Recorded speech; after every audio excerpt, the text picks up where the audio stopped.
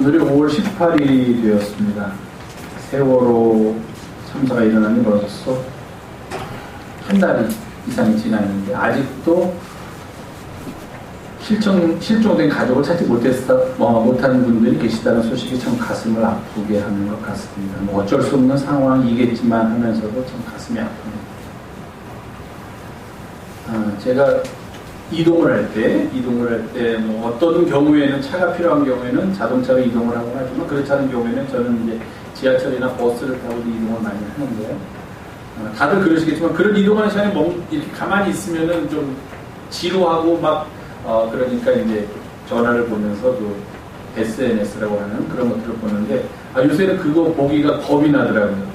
내용도 겁이 나고 그냥 머리가 희끗희끗한 아저씨가 이렇게 보다가 괜히 훌쩍거리기도 뭐하고 저는 마음이 여리고 약해요. 그래서 아주 조금만 이래도 이 가슴이 그냥 딱 보니까 이게 절제가 안 되고 억제가 안 돼가지고서 지하철을 타고 가면서도 어제도 이제 지하철로 이동하는 시간이 많이 있었는데도 불구하고 일부러 전화를 안 꺼내고 그냥 가만히 있었습니다. 그냥 기도도 하고 묵상하면서 겁나서 울까봐 남들 다 있는데 이 사람 왜 이러는 거야 그런 느낌을 줄까.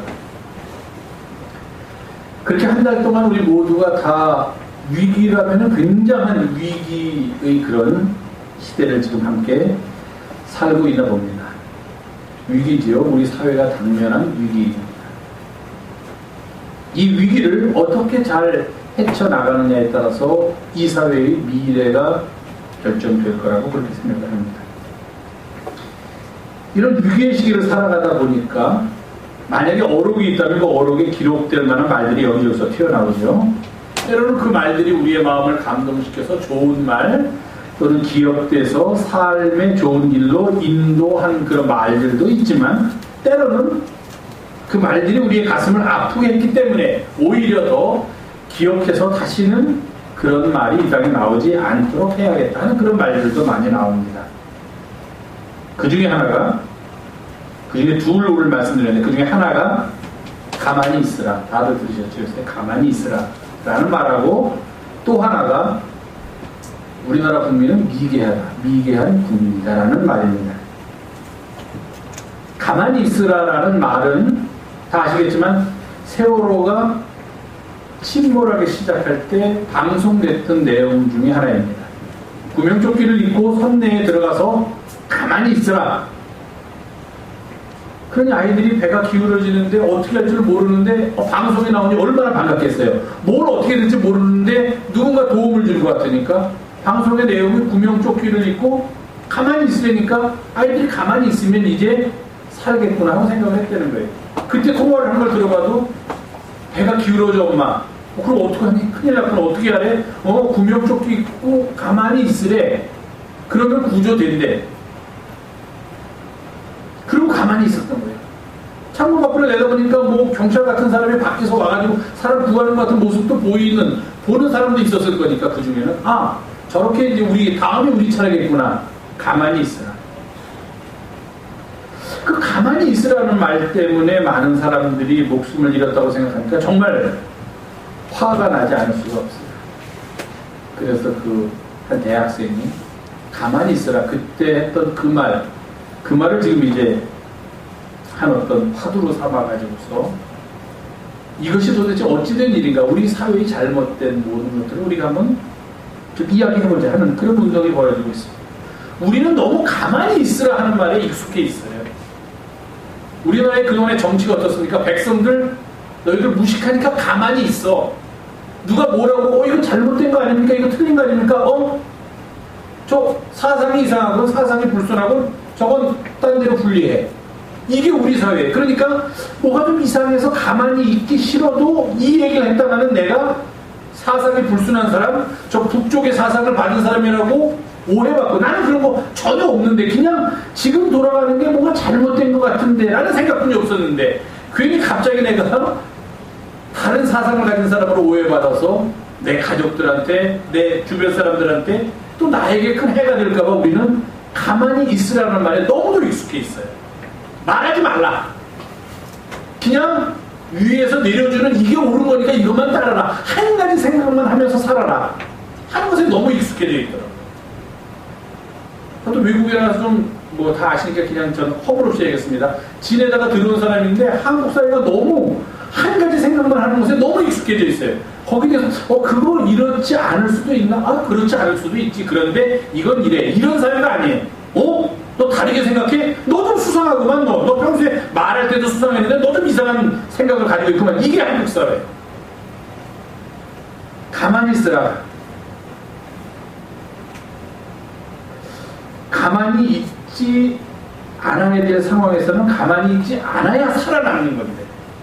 그러니까 그 다음에 2호선 지하철이 뭐 가다가 추돌을 하니까 사람들이 다 그러댔잖아요. 방송은 보나만 할 거예요. 동요하지 마시고 가만히 계시면 여러분들이 곧 안전하게 될 것입니다. 이거 저걸 어떻게 믿나. 조금 전에 우리 애들이 그렇게 해서 다 죽어갔는데 이 지하철 안에 불이 날 줄 모르고 앞뒤가 깜깜해가지고 전기라도 나가면 우리는 여기서 어쨌든 그런데 어떻게 해야 돼? 그렇게 사람들은 어떻게 돼? 가만히 있으라고 그래도 가만히 있으면 죽는다. 나갑시다 그러고 다 나왔대잖아요. 가만히 있지 맙시다 그러고. 신뢰가 다 상실된 사회가 되었다는 거예요. 또 하나가 미개하다는 말이 요즘 여기저기서 나오고 있습니다. 패러디에서도 나오고 또 그 말을 좋다고 얘기하는 사람도 있고 한 어린 학생인데 보통 사람이 그 말을 했으면 신경도 안 쓸 텐데 그 친구도 좀 제가 생각하기에는 좀 안 됐어요. 자리가 자리인 만큼 자기 부모의 백그라운드나 부모의 가진 것이 너무 크기 때문에 그 어린애가 하는 말 하는 게 부모와 연결시켜가지고 막 다닙니다. 우리나라 국민은 미개한 국민입니다. 왜 미개한 국민이냐? 억울하게 죽은 자식들 복장이 터지는 부모들이 이 일에 대해서 엉뚱한 말을 한 사람이 있길래 그 방송국 찾아가서 좀 사과하라. 왜 그런 말도 안 되는 말을 하느냐 했더니 방송국에서 대답이 없으니까 우리나라에서는 그렇게 하면 어떻게 합니까? 무조건 제일 높은 사람한테 가야지만 일이 해결되죠. 그래서 제일 높으신 분 찾아갔더니 이 어린아이가 한 말이 어떻게 그런 배 사고 나와서 자식들 죽었다고 최고 통수권자를 찾아가서 불평하고 대답하라는 사과하라는 대통령이 죽었냐 사과하라는 그런 미개한 국민이 어디냐 이렇게 말을 한 거예요. 혼자서 자기 방에서 말했으면 다행인데 이런 전화에다가 트위터에다가 그걸 올렸으니 만천하 사람들이 보기 싫어도 보는 거예요. 미개해? 누가 이 말을 했지? 또 말한 사람 보니까 보통 사람이 아니에요. 나이는 어린데. 글쎄 모르겠습니다. 우리나라에서는 내가 억울함을 당했을 때 억울하다 얘기하면 저 미개한 사람, 저 자기의 감정도 다스리지 못하는 사람이 되는지 모르겠어요. 자식이 죽었는데 그럴 수도 있죠. 나는 교양 있는 사람이니까 나는 우아한 사람이니까 뭐 배가 가다 보면 침몰할 수도 있고 거기에 내 아들이 타고 있다 내 딸이 타고 있다 뭐 죽을 수도 있는데 뭐. 이거는 굉장히 교양 있는 사람이고 굉장히 안 미개하다의 반대말 문명적인 사람이고 내 아들이 이렇게 억울하게 죽다니 이건 말도 안 된다라고 울부짖으면 아직 미개한 사람이고 그게 우리나라의 인식이라면 참 그 인식이 문제가 있지 않나 그런 생각을 합니다. 매일 뭐 세계 선진국이고 그렇게 얘기하는데 선진국이라고 해서 자기 자식이 죽었다고 미국 사람들은 아이들이 가다가 저렇게 죽으면 그럴 수도 있지. 우리는 문명화된 선진국이니까 그냥 내 혼자 사귀어야지 할지 모르겠지만 저는 그러한 것을 만약에 미개하다라고 이야기한다면 차라리 미개한 사람이 돼서 사는 게 낫겠어요. 내 안에 있는 거 그대로 얘기하면서 살아야지 내가 뭐 문명화되려고 가식적으로 슬픔 당했는데도 슬퍼하지도 않고 살면 내가 속이 터져가지고 어떻게 삽니까? 차라리 미개하는 게 낫다고 생각을 해요. 그걸 미개하다고 그런다면. 그래서 제가 오늘 주님께 결례가 될지 모르지만 설교 제목을 미개한 자들의 위대한 스승 예수 미개한 우리들의 위대한 스승 예수. 죄송해요. 한 20년 뒤에 어떤 사람이 우리 교회 오늘 주보를 보고 이 목사가 정신이 나간다. 갑자기 왜 교인들을 향해서 미개하다고 표현을 했을까 하고 궁금해서 2014년 5월달 신문을 도서관에 가서 찾아보면 아마 제가 왜 미개하는 자들이라는 말을 썼는지 알게 되면 진짜 2014년도 한국 사회는 미개했구나라고 말할 것 같아요. 그런 걸 미개하다고 말하니 정말 미개하구나. 차라리 미개한, 요새 같았으면요, 마음이 미개한 자가 되어서 살고 싶은데, 일단 미개하면 어떻습니까? 한데 사랑하는 자녀를 그렇게 말도 안 되게 죽어가는 걸 텔레비에서 중계하는 걸 내가 보면서 그거 아무 손도 못 쓰면 부모로서 살아갈 의미가 뭐예요, 그러면?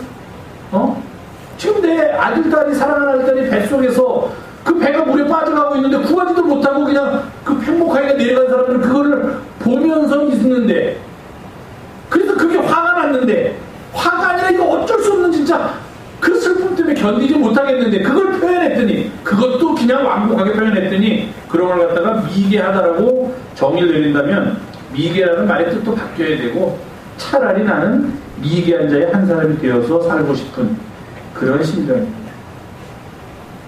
우리는 이런 난국에 정말 상식이 통하지 않는 그런 상황 속에서 지금 살고 있어요. 슬픔을 당한 사람들이 슬픔을 표현하면은 그것에 대해서 오히려 엉뚱감뚱한 말이 나옵니다. 안산에 살고 있던 사람이 갑자기 자식이 죽어가지고 종북이 됩니까? 아니죠. 끝까지 돌아오라는 의미의 노란색 리본을 달면은 어떤 사람을 지지하고 이 사회를 흔들어놓는 아주 못된 불순서리게 되니까 그거 아니죠. 제가 여기다가 못 달고 나왔지만 노란 리본 달고 나온다고 제가 이 사회를 붕괴시키려는 음모를 꾸민 사람입니까? 아니에요. 그냥 그 사람들이 안타까워서, 저도 똑같은 그런 연배의 자녀를 가지고 있는 입장에서 너무 화가 나서 그냥 노란 리본 달아주는 거예요. 끝까지 우리 같이 기다립시다. 끝까지 일을 함께 이겨나갑시다. 그런데 무슨 노란 리본 달았다고 무슨 사상이 뭘, 이런 사회는 이건 제대로 된 사회가 아니다 하는 거예요. 이건 어처구니 없는 사회지요. 모든 우리의 가치관이 무너져 내리고 있는 이때 왜 이런 일이 발생했을까? 우리의 스승이 없기 때문입니다.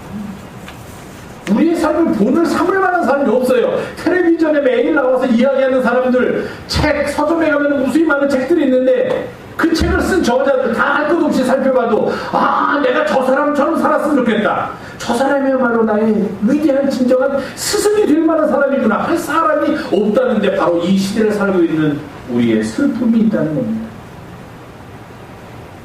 만약에 올곧은 스승이 계시다면 지금 분명히 그를 따르는 제자들이 있을 터이고, 또 그 제자들도 그 올곧은 스승의 가르침을 받아서 스승이 되고, 또 그를 따르는 제자들이 생기고, 이런 사회가 바로 되는 사회, 이러한 사회가 정말 아름다운 사회가 될 터인데, 우리는 그런 건강한 사회를 그저 머릿속에서만 그리고 있다는 겁니다.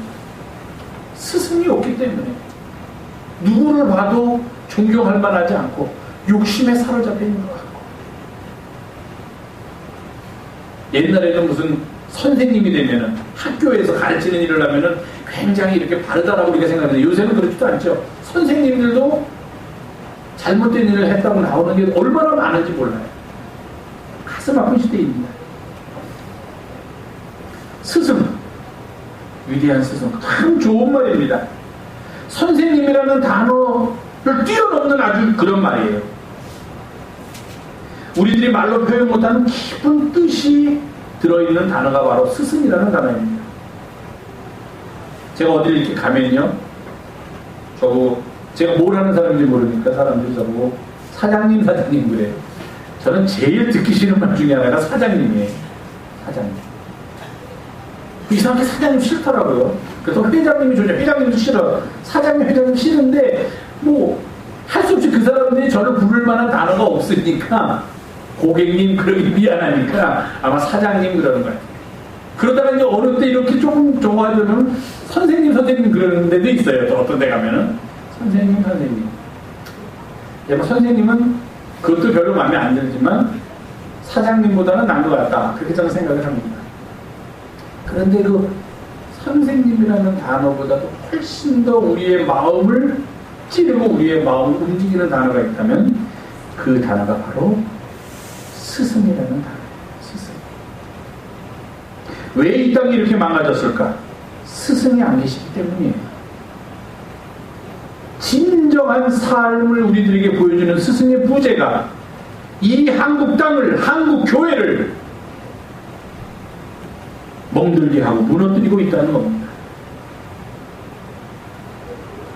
온 사회가, 심지어는 종교 집단 내에서조차 다 만문주의, 물질 만능주의의 추종자가 되어서 다들 길이 아닌 길로 가고 있어요. 지금 어둠 속으로 자꾸 들어가고 있습니다. 도대체 이 땅을 어찌할까요? 사랑하는 교회 여러분, 우리들의 가장 위대한 스승은 바로 예수님이십니다. 어떤 사람들은 예수님을 위대한 스승으로 생각하지 않는 사람도 있을 것이라고 저는 생각합니다. 예수님의 가르침이 자신의 삶과 자신의 마음에 들지 않는 그런 사람들은, 예수님이 보여주시는 길과 가는 길이 다른 길을 걷고 있는 사람들은 예수님을 위대한 스승으로 생각하지 않을 것입니다. 그러나 그것은 그들의 문제일 뿐, 그들이 그 길을 걷지 않기 때문에 예수님을 그렇게 생각하지 않는다는 것뿐이지, 우리들에게 있어서는 가장 위대하고 영원한 스승을 꼽으라면 단연코 우리는 예수님을 꼽지 않을 수 없는 겁니다. 사실 예수님은요, 우리들의 친구도 되시고 우리들의 구세주, 뭐 여러 가지 이름으로 표현될 수 있는데 그 중에 하나가 우리들의 영원한 스승으로 우리와 함께 계신 분이라는 것입니다. 왜 예수님이 가장 위대한 스승이 되셨는가? 그것은 바로, 예수님은 아까 제가 아동반대도 얘기했지만 가르침의 내용이 위대해서 뿐만 아니라 그 가르침의 내용을 우리들에게 전해주는 방법, 전해주는 태도가 위대하기 때문입니다. 어떻게 위대한가? 별거 아니에요. 먼저 해요. 예수님 먼저 합니다. 그리고서 너희들도 이같이 하라, 그렇게 말씀해 주시는 거예요. 나는 안 하고, 위험하니까 안 하고, 하기 싫으니까 안 하고, 너희들만 해라, 힘드니까 나는 안 하지만 너희들은 이렇게 살아라 하신 분이 아니라 먼저 하세요. 그냥 봤지? 내가 왜 이 일을 했는 줄 알아? 너희들도 이렇게 살려고 내가 먼저 본을 보여준 거니까 해봐라. 제가 아까 운동할 때 그 얘기했는데, 테니스를 치기 위해서 자세를 배우면 예수님이 먼저 자세를 보여주시는 거예요. 그냥 야 한번 해봐, 이게 아니지. 자, 이렇게 하면은 제일 잘 될 거야. 너희들도 똑같이 해라, 그렇게 말씀해 주십니다. 그냥 하라는 거예요. 그 예수님이 우리에게 보여주신 삶의 모습, 제가 오늘 그냥 개요적으로 말씀을 드려봅니다. 세 가지가 있습니다. 첫 번째는 섬김입니다. 섬김. 오늘 본문이에요. 요한복음 12장에 나오는, 13장에 나오는 것입니다. 제자들의 발을 씻기신 거예요. 제자들이 다, 특히 베드로가, 아이고 선생님이, 주님이 어떻게 우리의 발을 씻기십니까? 저희들이 선생님의 발을 씻겨드려야죠. 그랬더니 예수님께서 발을 다 씻기시고 난 다음에 오늘 본문에 있는 말씀을 하십니다. 제자들하고 같이 앉으셔가지고, 내가 이 일을, 왜 너희들의 발을 갑자기, 그전에는 안 씻겨줬는데 이제 돌아가실 때가 되니까 씻겨주신 거예요. 처음이자 마지막으로. 왜 갑자기 오늘따라 너희들의 발을 씻겨줬는지 아느냐? 제자들이 갸우뚱했죠. 뭐 그전에도 씻겨주셨으면 당연한 건데 안 하시다가 오늘 왜 갑자기 그러셨을까? 사실 제자들도 몹시 궁금했습니다. 예수님 말씀하세요. 너희들은 나를 선생님, 라비어라고 부르던데, 또는 주님 이렇게 부르니 내가 너희들의 선생님이고 내가 너희들의 주님인 것 맞다. 너희들이 그렇게 부르니까. 그런데 너희들의 주님이고 너희들의 선생님인 내가 너희들의 발을 씻어 주었으니 이제 너희도 서로 발을 씻어주는 것이 옳으니라. 왜? 내가 너희에게 행한 것 같이 너희도 행하게 하기 위하여 내가 너희들에게 본을, 모범을 보여주는 거다. 그렇게 말씀합니다. 선생님이 우리의 발을 닦아줬으니 이제 어떻게 해야 됩니까? 나를 선생님이라고 부르는 사람들의 발을 내가 닦아줘야 돼요. 지금까지 우리의 관념은 어떻습니까? 나를 선생님이라고 부르는 사람이 내 발을 닦아줘야 되고, 내가 선생님이라고 부르는 사람은 내가 가서 그분의 발을 닦아줘야 되는데, 예수님이 이 관계를 완전히 뒤집어 놓은 거예요. 선생님이 제자의 발을 닦아주라 하는 겁니다. 선생님이라고 부르는 사람의 발을 닦아줘야 돼요. 그럼 예수님의 제자들이 어떻습니까? 내 제자의 발까지 내가 닦아줘야 되는데 다른 사람 누구의 발을 못 닦아주겠느냐 이겁니다. 모든 사람에게 성김의 돈을 모이면서 살아라. 마지막 15절에 이렇게 말씀하셨죠. 내가 왜 이렇게 했느냐? 너희도 이와 같이 행하게 하기 위하여 내가 본을 보여준다. 예수님은 섬김의 도를 보여주신 가장 위대한 스승이십니다. 그것을 몸소 보여주셨어요. 섬김의 도. 두 번째는 고난의 도입니다. 베드로전서 2장에 보면 이런 말씀이 있습니다. 선을 행함으로 고난을 받는다. 그리고 그 고난을 참는다. 이 길이야말로 참 걷기 어려운 길이지만 우리가 걸어야 할 길이다. 그렇게 얘기를 합니다. 그러면서 베드로전서에서는 이렇게 더 덧붙여 이야기를 하고 있습니다. 만약 우리가 죄가 있어서 그 죄 때문에 매를 받고 그 매를 참으면 누가 칭찬을 하겠느냐? 그건 당연히 받아야 할 벌을 받은 건데 아무도 칭찬해주지 않는다. 그런데 만약에 어떤 사람이 선을 행하다가 그 선을 행하는 일 때문에 고난을 받고 그 일을 참게 되면 이는 하나님 앞에서 아름다우니라. 이 일을 위하여 무슨 일? 선을 행하다가 고난을 받는 일을 위하여 너희가 부르심을 받았으니 그리스도도 너희를 위하여 고난을 받으사 너희에게 본을 끼쳐 그 자취를 따라오게 하려 하셨느니라. 주님께서 선을 행함으로 고난을 받으신 이유는 우리들에게 본을 보여주셔서 우리도 이 세상을 살아가면서 선한 일을 행하다가 그 일로 인하여서 고난을 받는다고 하더라도 그것을 참고 견디는 삶을 살아라 하는 것을 보여주시기 위해서 주님께서 본을 보여주셨다는 겁니다. 주님은 우리들한테 너 선한 일 행하다가 어렵더라도 고난 받아도 그거 그냥 감수해 이렇게 하지 않으셨다는 거예요. 자신이 먼저 선한 일을 행하면서 자신이 먼저 가장 어려운 지경에까지 이르면서 목숨까지 내어주시면서 그렇게 선한 일, 인류의 구원하는 일의 삶을 바치신 것은 우리로 하여금 그 본을 보고 아 우리도 저렇게 살라고 주님께서 보여주셨구나 그렇게 생각하라는 겁니다. 섬김에도 이어서 선한 일을 행함으로 고난을 받는 도입니다. 그리고 하나 만약에 더 들려면 당연히 우리가 들어야 될 것. 주님은 사랑의 도를 우리들에게 보여주신 가장 위대한 스승님이십니다. 새 계명을 너희에게 주노니 서로 사랑하라. 어떻게 사랑해요? 내가 너희를 사랑한 것 같이 너희도 서로 사랑하라. 그냥 막연하게 나는 미워하려면 다 미워하고 나는 싫어하려면 다 싫어하고 나는 욕하려면 다 욕하면서 너희들은 그렇게 하지 말고 서로 사랑하라 하신 것이 아니라 주님께서 사랑의 도를 보여주셨다는 거예요. 내가 너희를 사랑한 것 같이 너희도 가서 서로 사랑하라. 너희가 만일 서로 사랑하면서 살면 이로써 모든 사람이 너희가 내 제자인 줄 알게 될 것이다. 주님이 보여주신 사랑의 도입니다. 사랑하는 교회 여러분, 우리의 위대한 스승, 가장 위대한 스승은 예수님이십니다. 그가 우리에게 하늘의 도를 일깨워 주십니다. 우리가 이제 할 일은 우리의 스승이신 주님께서 우리에게 보여주셨던 것처럼 주님의 길을 따르는 것, 주님을 본받으면서 살아가는 것, 그것이 바로 우리가 할 일입니다. 주께서 몸소 보여주신 생명의 길, 구원의 길을 따르며 그 길 안에 거할 때 우리는 우리의 가장 위대한 스승이신 예수님을 본받으며 예수님과 더불어 동행하는 귀한 삶을 살게 되리라 그렇게 믿습니다.